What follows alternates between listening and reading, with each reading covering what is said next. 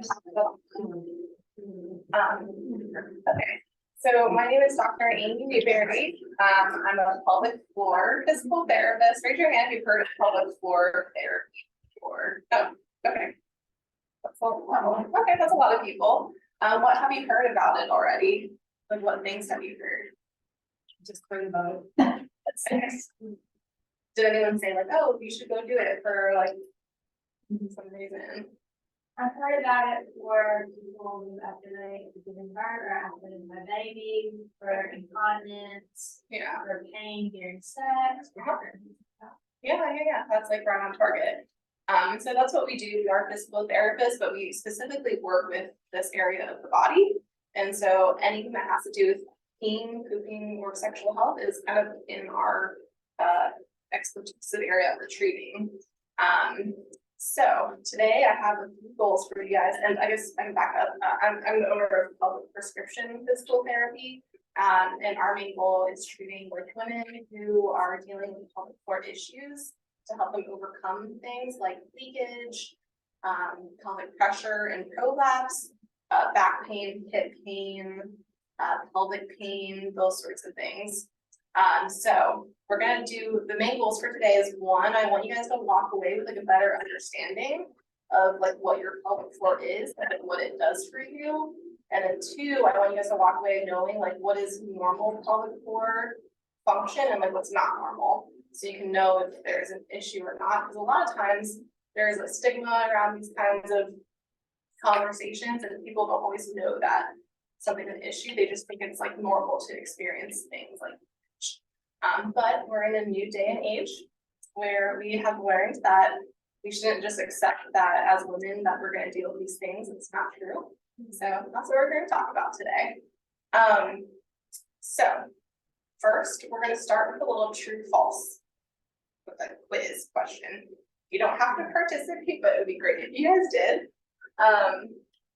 It's going to be a thumbs up if you think the statement is true. And then it's gonna be a thumbs down if you think it's not true or false. Okay, you guys ready? Mm-hmm. Okay, the first one is leakage and pain are normal and expected if you're postpartum.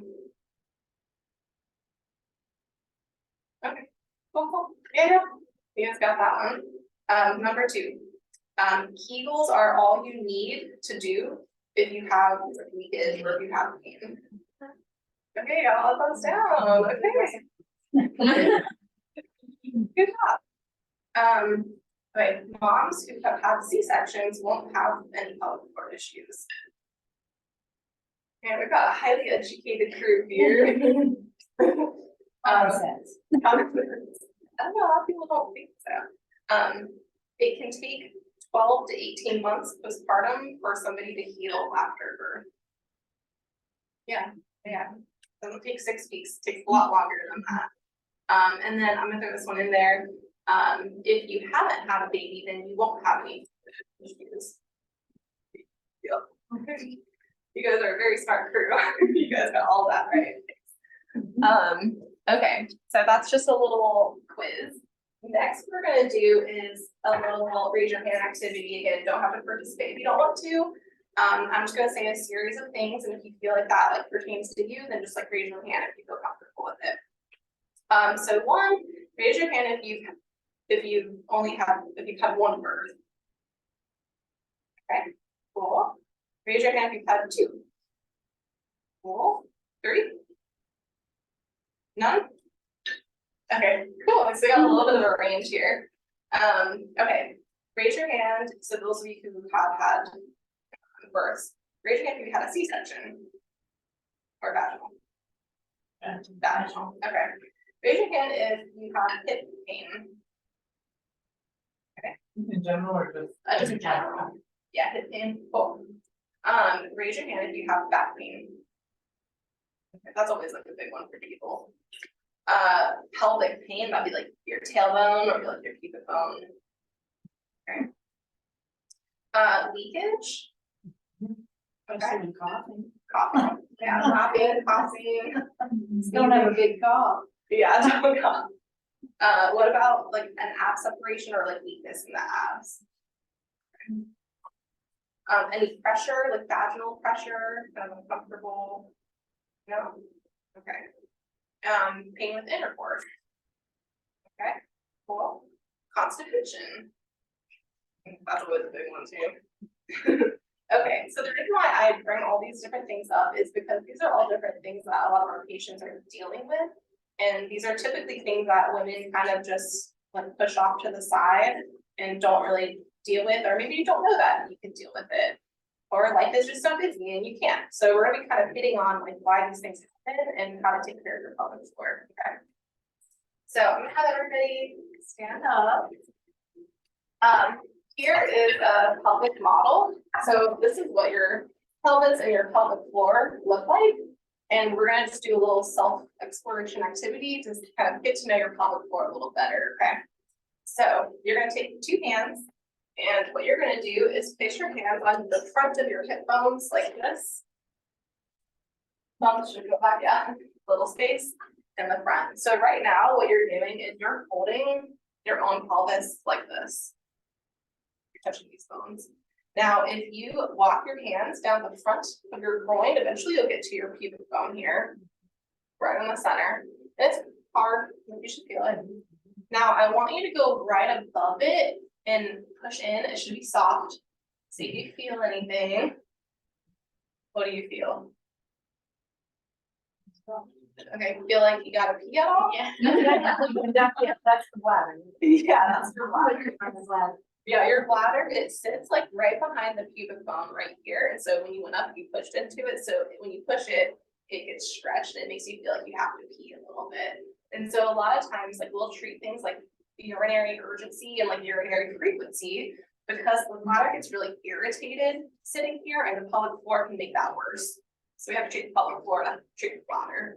So, anyone that have urgency or frequency of like needing to pee all the time? Chronic UTIs. Okay. So that's your bladder. Now, backside, you have your spine here. You have your tailbone right there. So everybody find your tailbone. There in the center. No one has tailbone here, pain here though, right? Okay. Now you're gonna find these 2 bones. These are your ischial tuberosities or your sit bones, and you have to take your hand. And if you're me, you have to really dig to find it, but it's there. And you have one on each side.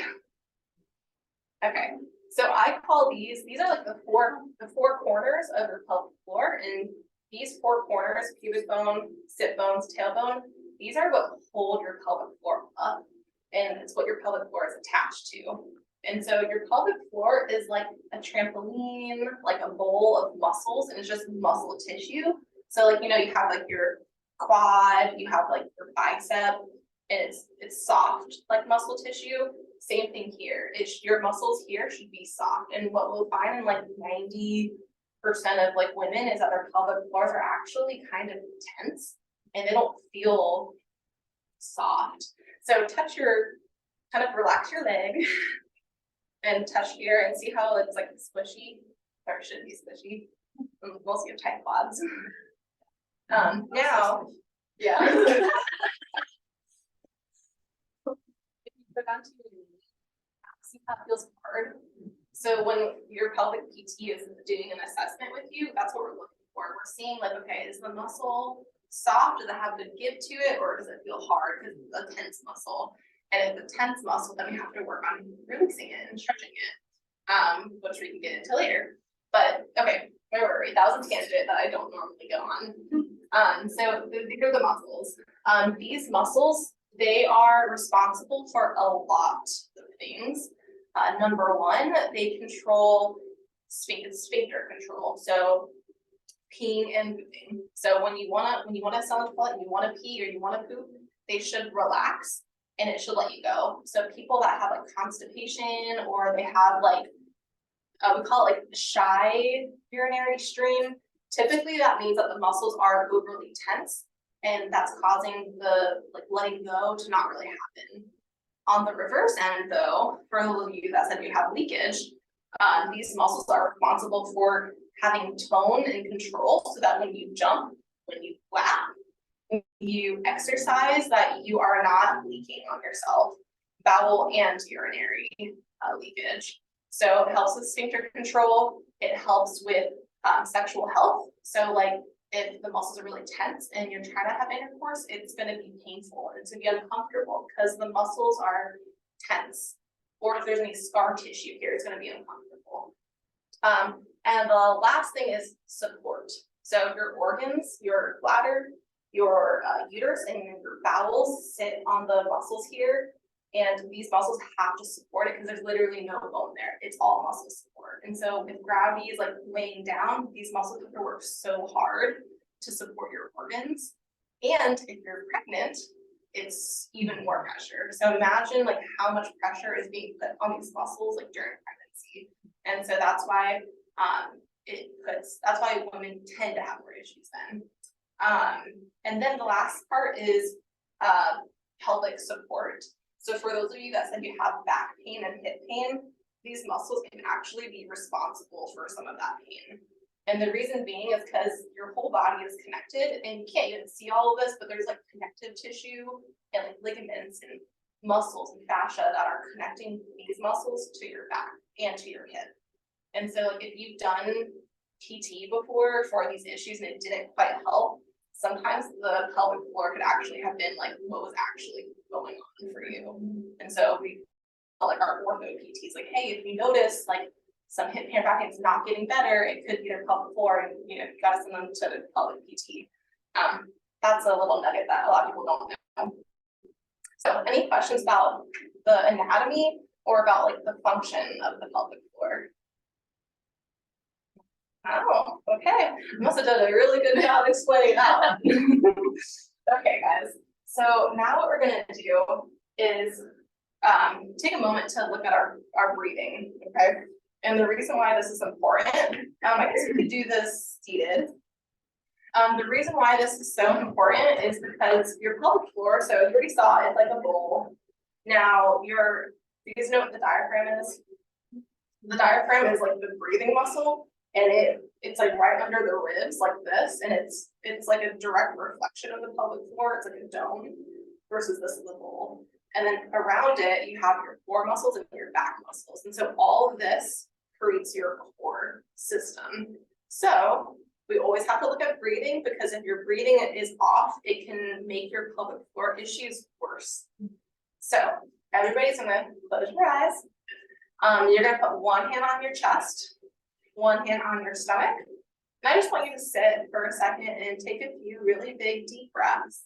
And I'm just gonna watch how you're breathing. Breathe as normal as you can.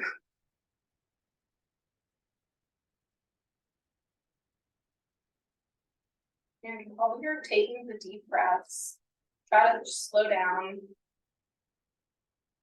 and tune into what you're feeling. So if you are feeling your top hand move more, raise your hand. Okay, if you're feeling your bottom hand move more, raise your hand. I mean, it's hard to tell. Sometimes I'm the same, that's okay. Okay, good. Okay, for those of you, keep your eyes closed. For those of you that felt your top hand move more, what I want you to do is try to keep your top hand really still and then just breathe into your bottom hand. And see what that feels like. Okay. Good job, guys. You can open your eyes. So Brenda, you said that you feel it up here, right? How does it feel to move it here? Yeah. Like a difference? Yeah. Did it feel like better? Or just different? Okay. So what we're gonna do is we're gonna stand for a second again, and we're gonna put our hands, so hear me out. We're gonna put our hands on our butts, like right here. And it's just us, don't worry. Nobody can see you. The camera can see me, but that's it. So your hand is on your butthole, actually on it. If you have jeans on, if you prefer to do this, might not feel fun trying to get you to feel, but but what I want you guys to do is take a big chest breath, like, and see if you feel anything on your butt. No, you shouldn't feel anything. Okay, good. So now we're gonna change it. Now we're gonna take a big belly breath. Okay, do you feel something? What do you feel? It's like an expansion, for sure, yeah, like it's loosening, maybe, relaxing. Relaxing. Oh, that's a good one. Relaxing. Aha moment. Good. That's more reason to breathe. For the relaxation. Yes, got to breathe. If the pelvic floor is tense, it's gonna lead to issues. Okay, who else felt it? You felt it? Okay, okay. Did anyone not feel it? I was gonna say a little bit more. Like pressure? Okay. It's hard to assess through clothing. We're not gonna be doing any pelvic exams today. Oh, you meant like, could I feel like I could, I have jeans, I'm sorry. Oh, you like, felt it? but I mean, else, I know it's down there, look when I'm. Oh, like kind of like pushing. Yeah, yeah, Again. yeah. Okay, that's good. So the reason why I'm checking you guys with this, and typically in office, we would do it if you're okay with it, we would do like a pelvic floor exam to actually see if your muscles are moving the way that they need to move. This is just kind of like a quick screen to see if they're doing that. Now, if your pelvic floor, if you felt the kind of pressure, if you felt some kind of expansion or relaxation, that's good. And the reason why is because so pretend that this is my diaphragm and pretend this is my pelvic floor. When I take an inhale using my belly, my diaphragm actually kind of flattens, and when it flattens, my pelvic floor opens, expands, pressure. So if you have like jeans on, the one good thing about jeans is when you breathe into it, you'll feel the pressure against your jeans. It's like a little feedback, like proprioception, like which I was trying to do through hands.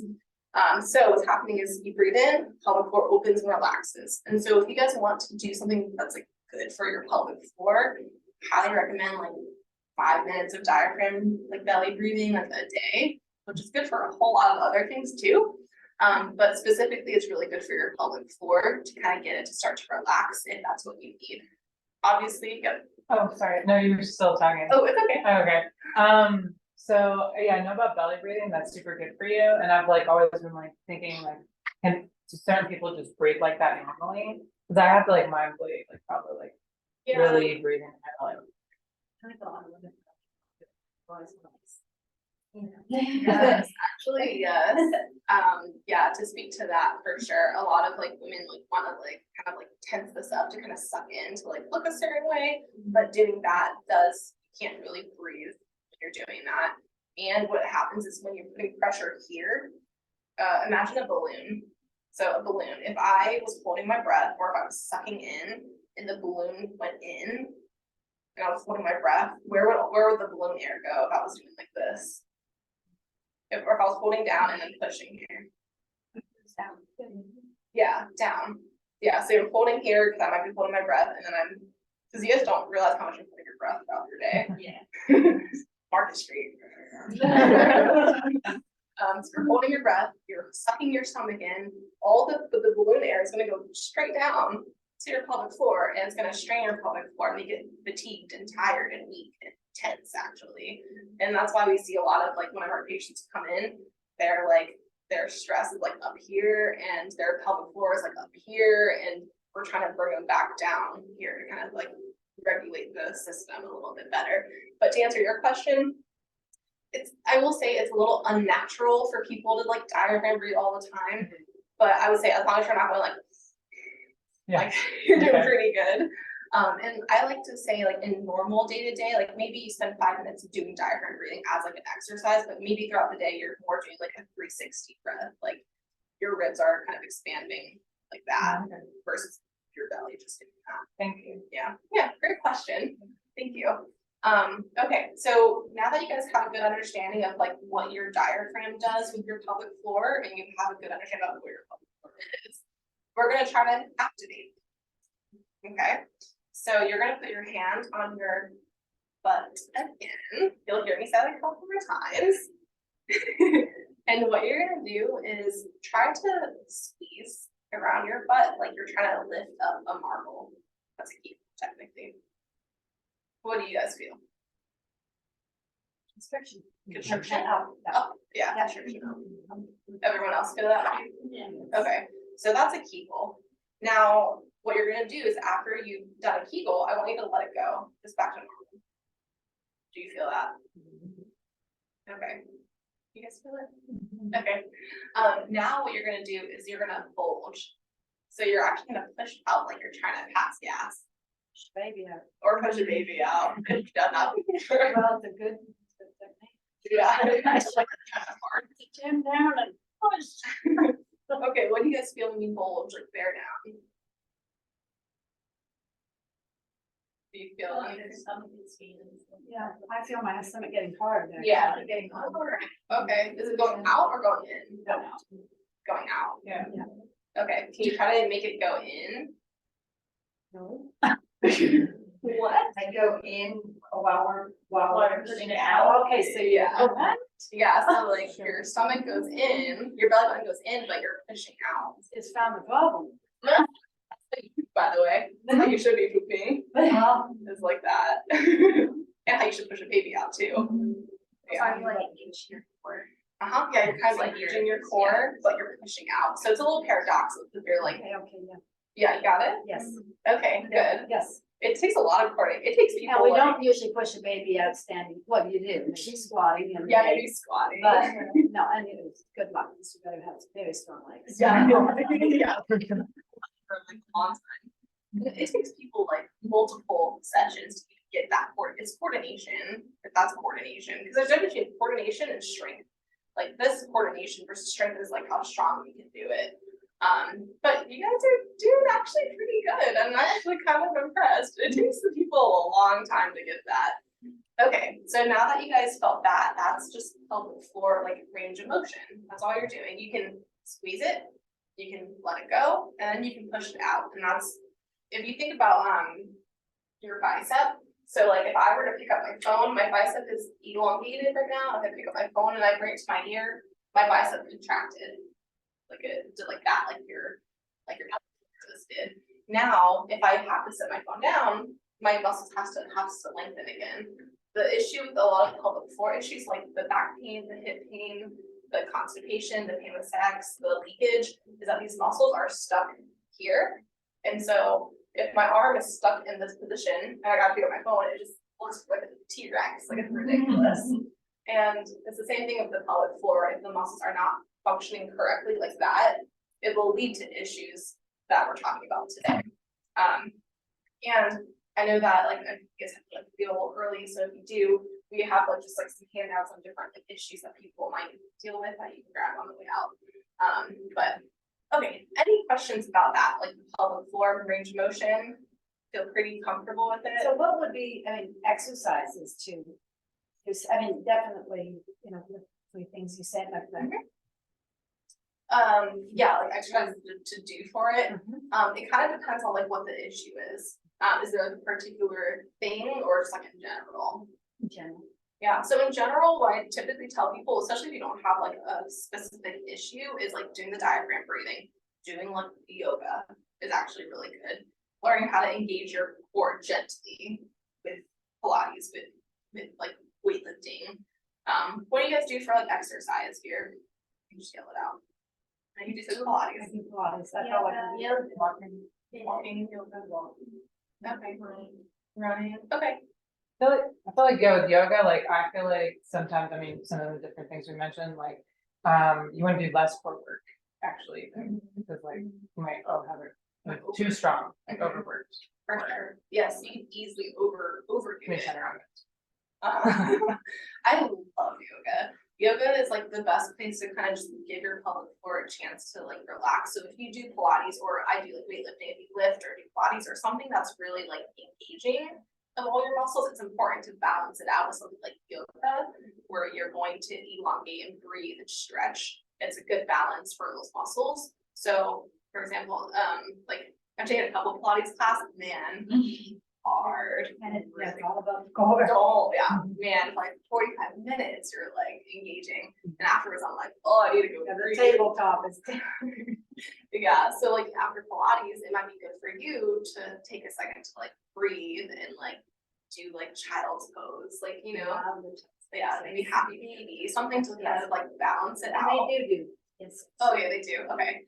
let me balance it out, because then you might make your pelvic floor overly tense and overly tight, and then that leads to the leakage and that leads to the pain and all that. Yeah, I have both. I'm supposedly told by my chiropractor I shift. Mhm. So then one leg's longer than the other, I'm having shooting pain, and so things move. So Yeah. there's probably not a lot of muscle. Yeah, you might need like more stability, because like the function of the muscle is stability, and if you're not getting that, then, And older. yeah. Well, no, not always. That's a myth. Is it? Okay. Yeah, that's just a myth. The age actually doesn't have a huge like impact on pelvic floor issues, actually. Yeah. Yay. One Yeah. for us. Yes. Gotta debunk that one too. Okay, let's see. So we talked about pelvic floor anatomy, function. You got to know your breathing. You got to know your pelvic floor to feel how it's moving. Now we're gonna try some exercises, and I know you kind of I know you came into this looking to relax, but this part isn't relaxing, so just a heads up. Raise your hand again if I can't remember, leakage, raise your hand for that. Well, not ongoing, just coughing. If I Just cough coughing. severely, yes. Okay, raise your hand if you have like back pain, hip pain. Okay, that's like the majority, so we're gonna probably go that route, because you said you have for that too, right? Okay, let's talk about back pain then. So what I want you guys to try to do, and I don't have all my things, but I know the floor is like kind of hard, but I want you guys to try to do, well, first we'll do the squat. I just want you to see what you feel in your hip and in your back, okay? Just kind of notice what you feel, do like a full squat and stand back up and do it a few times and see how your hips and your back feel. And what do you guys see? Oh, There's no stretch. It's No, just no all stretch. hot and fully stretched. I can like kind of, but I can't. okay. How do you guys feel? Tight? Where? Hips. Okay. Okay. Okay. Yeah, my quads. But all part. Or no, it's like That's, that.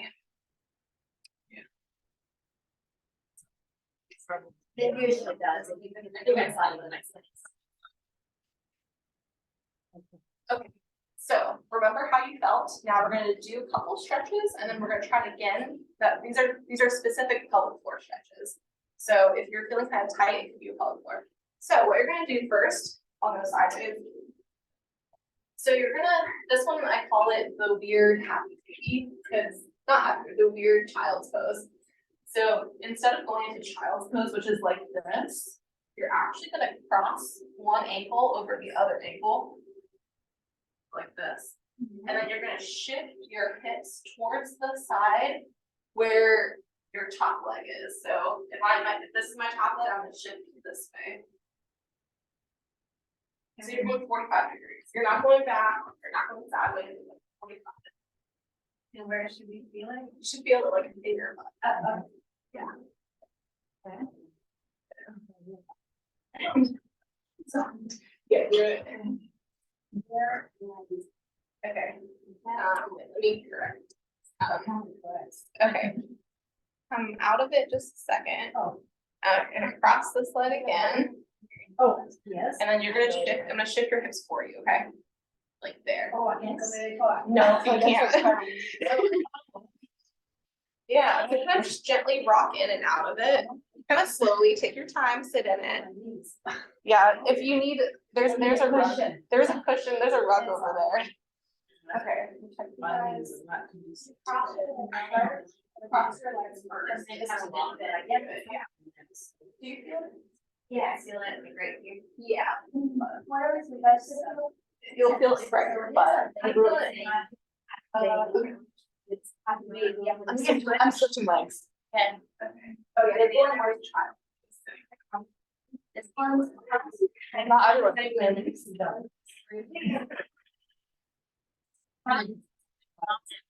My left leg every. Yeah. Yeah. Still chilling. Okay. Okay.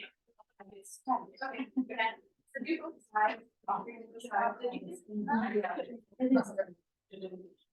Do you guys feel it over here? Yeah, in the butt. In the butt. Make sure you do both sides. Yes. And then what you're gonna do is stand up again, and then you're gonna just squat again. And notice that squat. See if it feels like any looser, any Yeah, more. a little bit, yeah, I'm gonna go along with Oh, yeah, come over here. those ones. Yes, I like them. We didn't feel it. Yeah, no, but- Oh, feel better? Okay. Yeah, so. Oh, yeah, no, no, no. Oh, let me see. Right now. Okay, so if you push the left leg over, you gotta shift to the left. Yeah. Perfect. That is really not a normal movement. No, it's not. It's something new. And so what that is doing, so if you look at your pelvic floor, so let's say this is 100% pelvic floor. 50% of your pelvic floor is the front, 50% of your pelvic floor is the back. And that specific stretch is actually stretching back here, the back. And the reason why, and that's why if you have hip pain and back pain, it's important to look at your pelvic, like get a pelvic floor exam, because it could actually be coming from these guys, which is the pelvic floor muscles. So that's just a little test to kind of see like, okay, if I can stretch this muscle and if it helps my mobility, like my back and my hip mobility, then that might be actually an indicator that it actually might be your pelvic floor causing some of these like issues. Okay, so how did that feel for you guys? Okay, Yeah, I felt a little bit loose on the spot. yeah, after Yeah, it's still so much. yeah. Did you feel like one hip was like tighter than the other hip, or were they about the same? Oh, really? Which one was it? All right. Okay. For those of you that have hip and back pain, like which side does it feel like it's on more one side more than the other side? Right side, right, but that was the one that would move as well, would that make sense? Yeah, that would make sense. Yeah. If your hip / back pain side is like kind of the same side as whatever side was like less mobile, then that's another kind of sign like, okay, like this is actually an issue. Any questions about that? Okay. So the next one we're gonna try, I know you guys just sat back down, is the child's pose that we were just talking about. So I'm gonna get into child's pose and then take a few deep breaths in child's pose. Okay. Belly breath. Belly breaths. Now. I was gonna give you the card there, so I was sharing. I was sharing my card. Yes. Okay. So in child's pose, when you breathe, though, it's gonna be different because now you have to breathe into your back, okay? So I'm gonna walk around and I'm gonna place my hand like where you want to breathe into, okay? So you're gonna be breathing into your back ribs.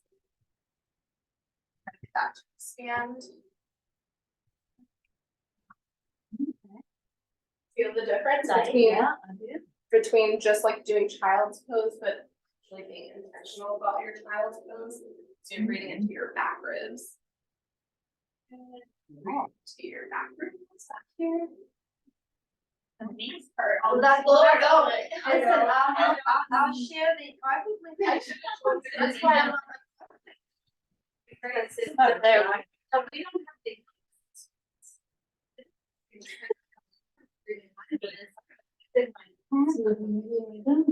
We have some good. It's gonna be good for this thing. Yeah, I know. I love child. And you open up more than right side on.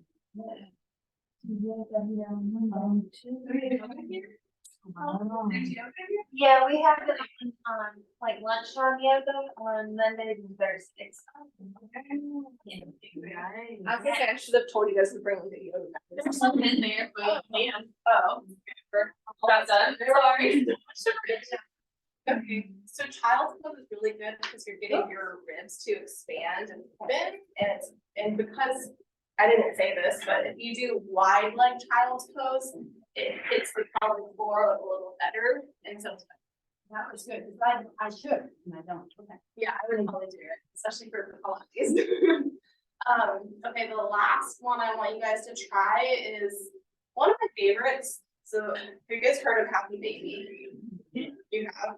Okay, so for Happy Baby, the way that I have patients do it is I have them just like kind of, ooh, it's nice. I'm very resourceful. You're gonna grab your knees, and I mean, you could do the whole thing, but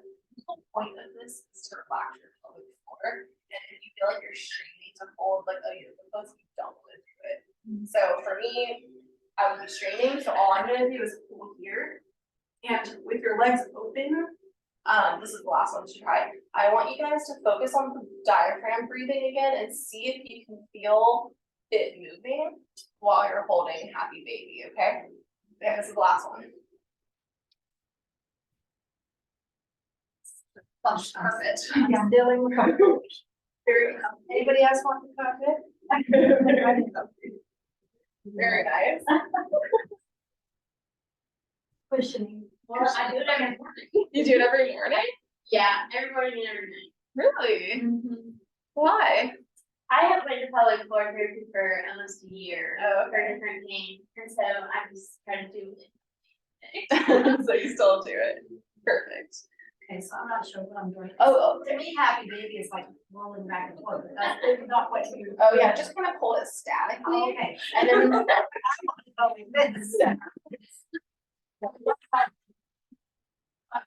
yeah, no. Okay. Hold it still. And then I want you to breathe into your butt. Like breathe into that area and see if you can feel it moving. Kind of like you did when you were breathing earlier. You feel it moving? Yeah. Yes, feel it over here. With the deep breathing kind of something. And I feel it in my back. Yeah, Good? that's Okay. good. That's good. Because that means you're using your full rib cage to like breathe in and let it expand and like exhale and let it. Does it feel good? Kind of hurts. Oh, might have to modify it, or maybe just do one leg at a time. One leg. Yeah, just do one Yeah. leg. Well, and plus I feel, oh my goodness, that's cool. Never mind. Oh, okay. That's okay. Maybe just do one leg. Yeah, what did you feel? Pain, Wait. right in here. Oh my goodness, yeah. That's good, Dave. That's like tight. Yeah.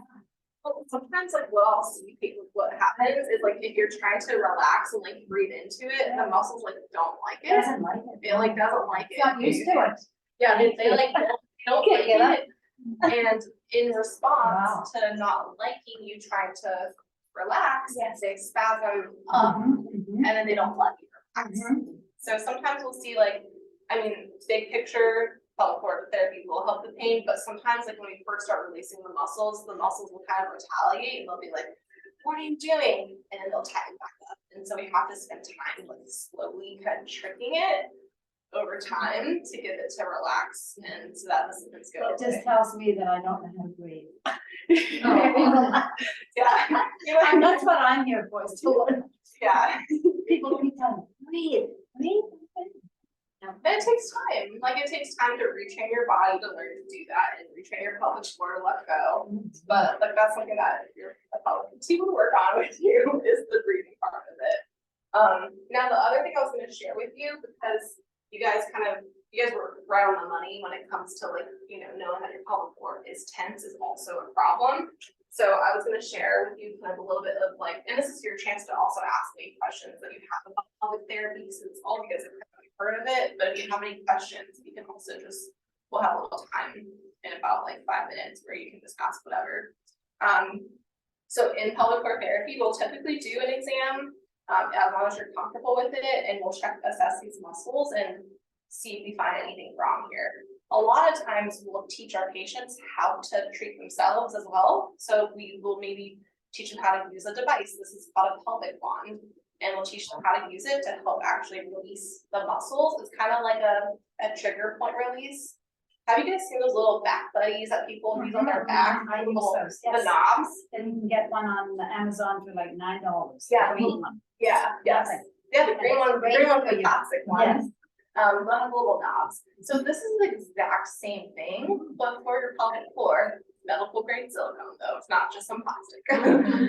And so this is actually used to treat these muscles. So if there is a muscle spasm here, you can treat it. A lot of times for those of you that have hip pain and back pain, we find that these muscles are actually okay on this layer, but it's these deeper muscles that tend to be the culprits.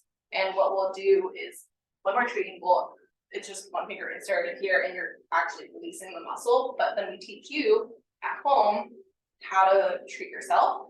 And you would just insert and you're actually releasing these muscles. And this guy right here, where the wand is, this is called your obturator muscle, and this little guy is quite pesky. And a lot of our patients that have hip pain and back pain, it's like this muscle, like we'll touch it, and then it's like, oh my gosh, like that's my pain. And so that's kind of usually where a lot of people have an issue when it comes to pelvic floor pain and back pain.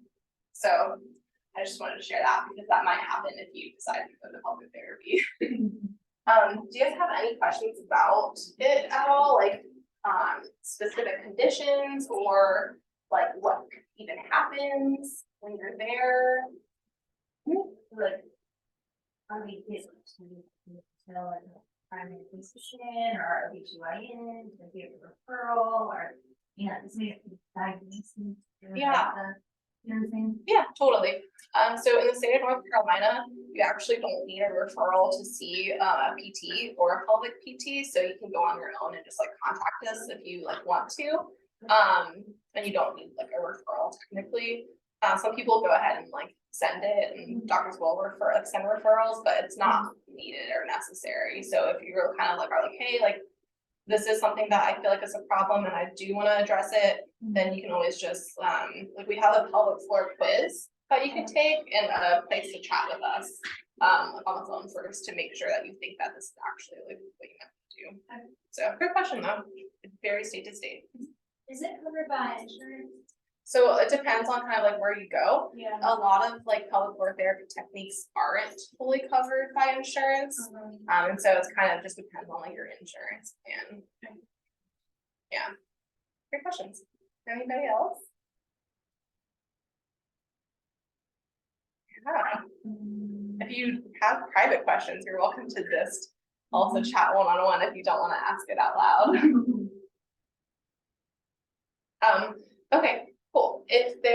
So a couple things, we have, like I mentioned, the quiz. So if you're still kind of like, I think I might have a problem, but I'm not really sure if I have a problem, we have a pelvic floor quiz that's on here.